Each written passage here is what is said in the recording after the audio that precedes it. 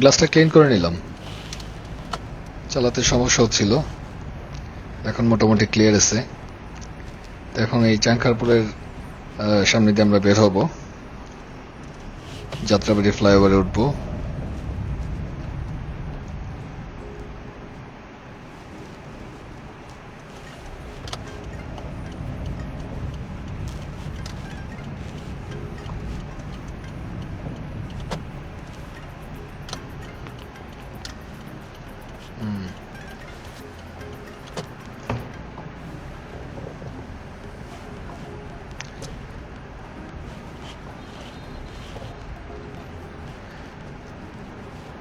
ফ্লাইওভারে ওঠার যে রাস্তাটা, এটা একটু ন্যারো, তো এখানে ডান বাম, বাম থেকে না ডান থেকে আর সোজা যেই গাড়িগুলো আসে সব দিক থেকে চাপ দেয়।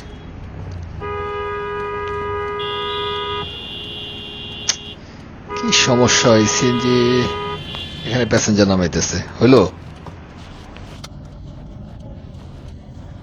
এই জায়গাটা অনেক ন্যারো, একটা গাড়ি সামহাও যদি আটকায় যায়, কোনোভাবে যদি স্টার্ট বন্ধ হয়ে যায়, নষ্ট হয়ে যায়, তাহলে তো হয়েছে কাজ। আরে ভাই, যান যান যান যান।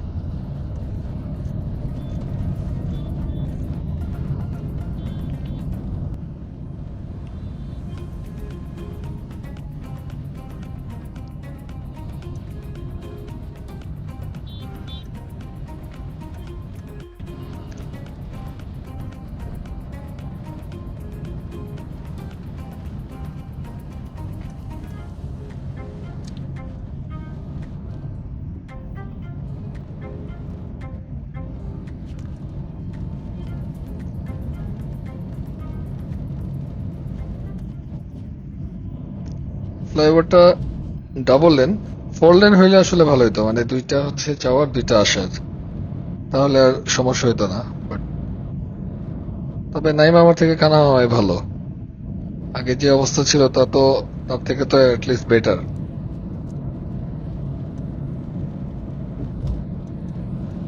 এই ফ্লাইওভার হওয়ার পরে আসলে এই সায়দাবাদ যাত্রাবাড়ি ওই জ্যামটা আসলে পাই না, ওইটা আসলে আমরা সবাই লাকি।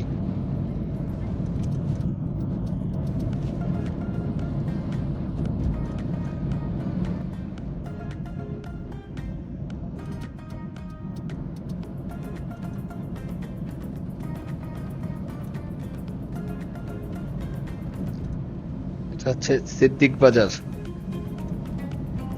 ক্রস করতেছি এখন। সামনে হচ্ছে ফ্লাইওভারের টোল প্লাজা আছে, এখানে অবশ্য নামার সময় দিতে হবে শনি রাখরায়, ওখানে যখন নামবো তখন টোল দিতে হবে। আর এখানে হচ্ছে যেগুলো আসতেছে ওখান থেকে শনি রাখরা হয়ে যাত্রাবাড়ি হয়ে সেই গাড়িগুলো টোল দিচ্ছে এখানে। তবে রোডটা অনেক চিকন হয়ে গেছে, একটু ওয়াইড করা দরকার ছিল।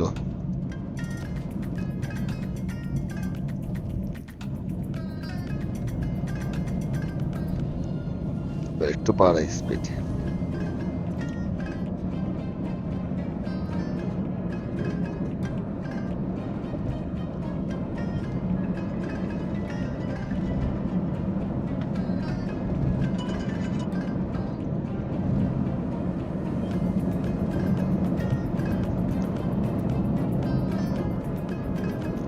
আমি কিন্তু লিমিটে আছি, 80 ক্রস করতেছি না, আমি 80-র ভেতরে আছি।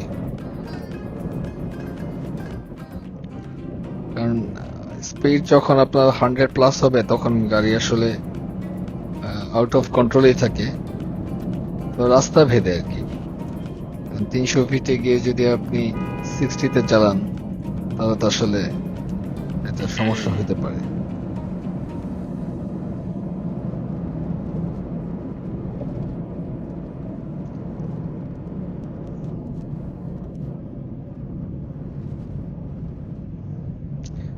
ফ্লাইওভারের উপর আসলে প্যাসেঞ্জার ওঠানামা এটা আসলে কোনোভাবেই কাম্য না।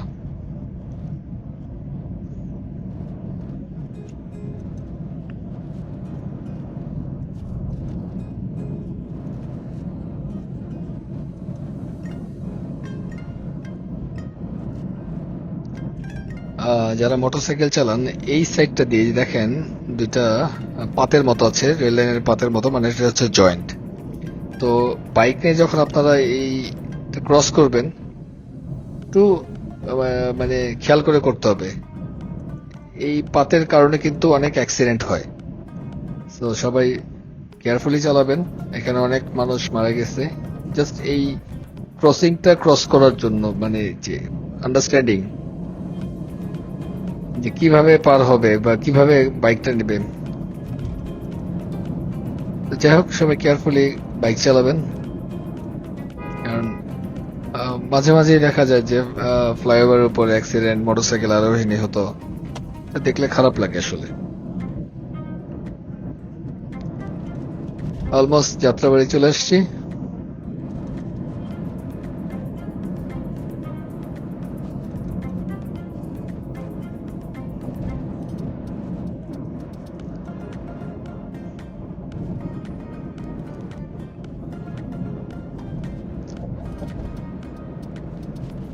রাস্তায় গাড়ি চালানোর সময় অবশ্যই ইন্ডিকেটর ইউজ করবেন, আর সামনের গাড়ি পেছনের গাড়িকে সিগন্যাল দিয়ে পাস করবেন।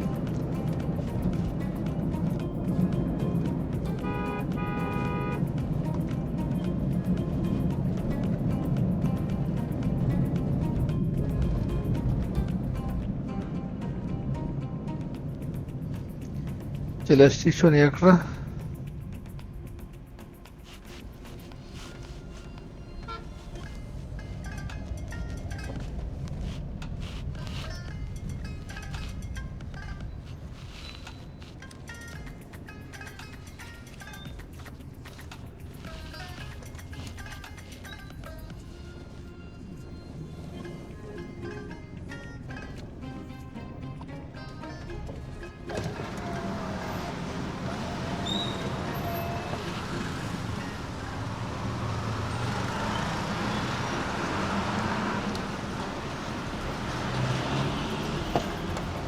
টাকা, প্রাইভেট কারের জন্য 60 টাকা টোল।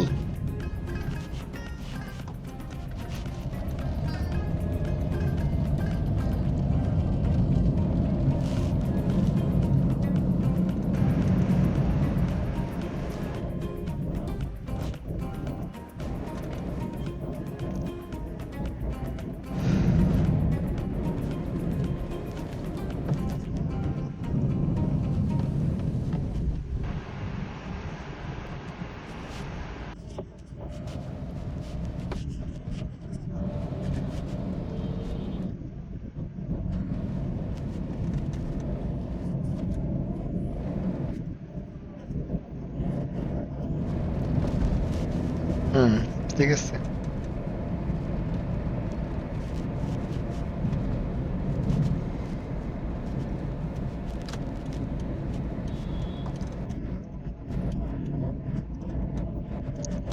অলওয়েজ ইন্ডিকেটর, ডানে যান আর বামে যান, ইন্ডিকেটরটা ইউজ করবেন মাস্ট।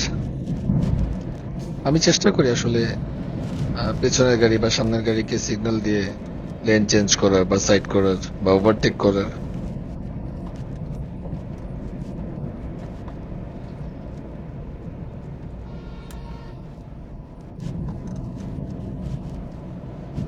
একটা সময় শনিয়াকড়ায় অনেক জ্যাম থাকতো,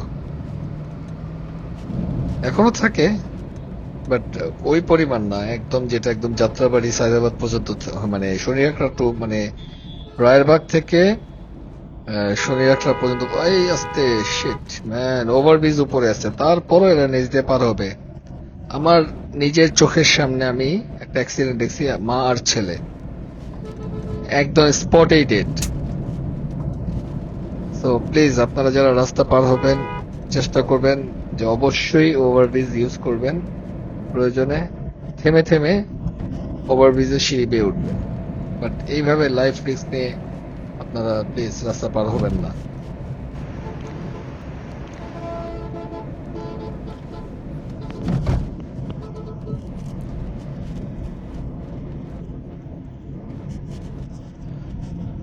রায়েরবাগ ক্রস করতেছি, তো যখন ফ্লাইওভারের কাজ করে যাত্রাবাড়িতে। আমি তখন নারায়ণগঞ্জে প্রায় আসতাম এখানে কাজের পারপাসে, আমার অফিসের পারপাসে আমি এখানে আসতাম। তো যাওয়ার সময় এমন জ্যাম থাকতো মাঝে মাঝে রাস্তার মানে অপোজিটে এসে অটো নিয়ে, অথবা তখন তো অটো ছিল না, তখন ভ্যান ছিল, 3 চাকার ভ্যানে সবাই উঠতো, উঠে 10 টাকা করে ছিল এখান থেকে যাত্রাবাড়ি পর্যন্ত, রং সাইড দিয়ে যাবে। তো কি করার, এখানে 1-1.5 ঘন্টা 2 ঘন্টা বসে না থেকে ওই ক্রস করে ভ্যানে করে যেতাম। দেন যাত্রাবাড়ি পার হয়ে অনেক সময় সায়দাবাদ পর্যন্ত হেঁটে যাওয়া লাগতো, কারণ ফুল স্টাক, পার হওয়ার আসলে কোনো ব্যবস্থা নাই। তখন সায়দাবাদ থেকে আবার বাসে করে আমার মানে বাসায় আসতাম। তো একদিন এমন হয়েছে, আমার গাড়ি থেকে আর নামতে ইচ্ছা করেনি। আমি গাড়িতে মানে বাসে বসে থাকতে থাকতে ঘুমাই গেছি। তো এমন ঘুম প্রায় 1 ঘন্টা। তো আমি তো যখন উঠে ঘুরে দেখলাম যে 1 ঘন্টা, তখন আমি রাস্তা চিনতেছি না আমি কোথায় আছি।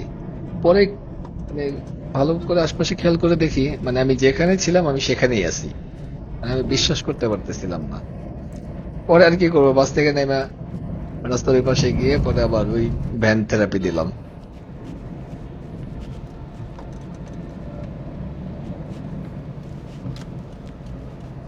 হিমালয় প্রচুর রাফ চালায় এরা, বড় গাড়ি।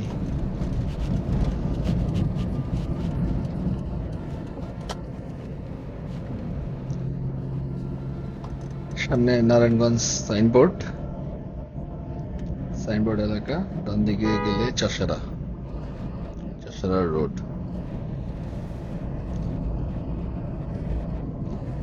এই এলাকা অনেক ডেভেলপ করছে, আশপাশে অনেক বড় বড় হাই রাইজ বিল্ডিং হয়ে গেছে, বাট একটা সময় এখানে ডোবা নালা ছিল। আমি বলতেছি 2001, 2003 সালের কথা। তখন এখানে কোনো এলাকা ছিল না, পুরোটাই মানে নিচু এলাকা ছিল। ম্যাক্সিমাম সময় বর্ষার সময় পানি থাকতো এখানে।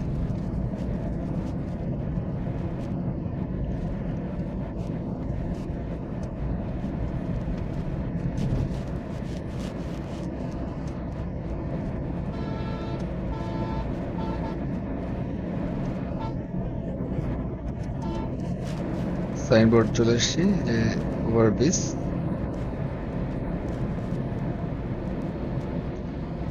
তবে এই হাইওয়ে রোডে সিএনজি ওঠা আসলে ঠিক না, এখানে সিএনজিটাকে বন্ধ করে দেওয়াটাই সবচেয়ে বেস্ট বুদ্ধি, বিকজ সিএনজির স্পিড 50 থেকে 60-এর বেশি উঠে না। আর 50 থেকে 60-এর স্পিডও না রাখাই ভালো, বিকজ 3 চাকার গাড়ি তো যে কোনো সময় আসলে অ্যাক্সিডেন্ট হয়ে যেতে পারে।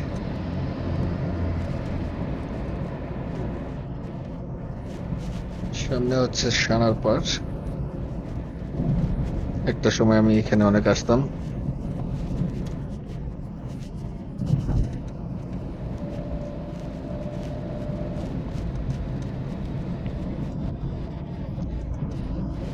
আসলে রোড মেনে চললে অ্যাক্সিডেন্টের হারটা কমে আসবে।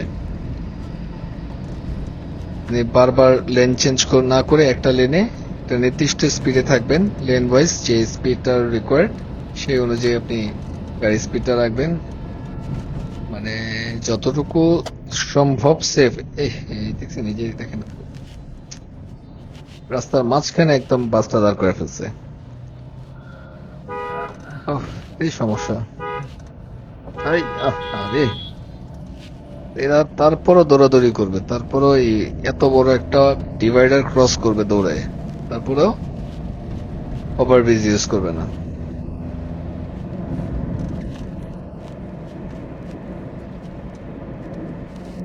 এখানে ইউটার্ন গুলো খুব সুন্দর করছে, মানে যে যার মতো, কারো কোনো ব্যারিয়ার হবে না স্পিডে।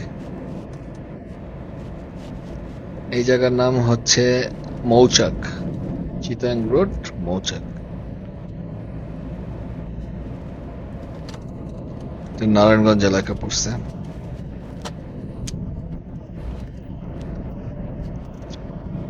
Connecting road of Sanarpar.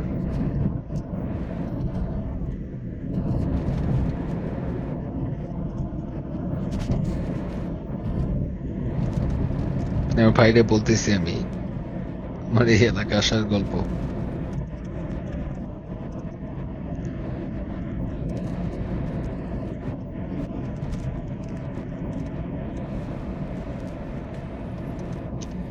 এই বাম পাশে একটা মাদ্রাসা, এটা হচ্ছে মোটামুটি অনেক বছর আগের মাদানী নগর, আমি মনে হয় ভুলে গেছি ওর নামটা, খুব সম্ভবত মাদানী নগরই হবে।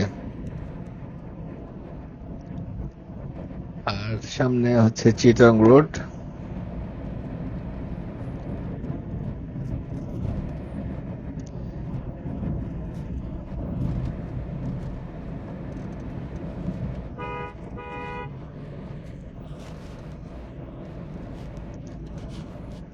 চলে এসেছি চিটাং রোড। ডান পাশে মার্কেট টার্কেট অনেক কিছু আছে, এই এলাকায় যারা থাকে তারা এখান থেকে শপিং টপিং করে। অনেক বড় একটা বাজার এখানে, বাজার মার্কেট সবকিছু আছে। বাম পাশে গেলে ডেমরা রোড, ডান পাশে গেলে নারায়ণগঞ্জের রোড, সিদ্ধিরগঞ্জ।